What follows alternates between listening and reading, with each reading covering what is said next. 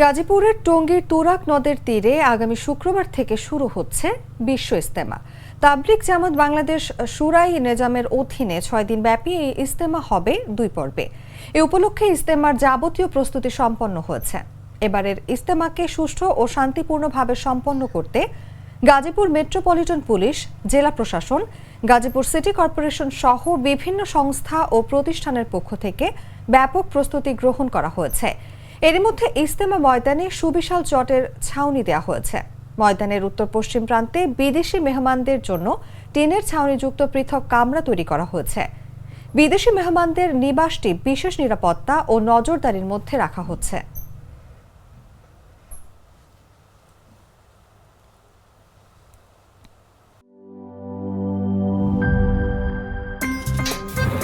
আমার একটা স্মার্ট সিদ্ধান্তে 25% গ্যাসের খরচ কমেছে। ভাবছেন কিভাবে?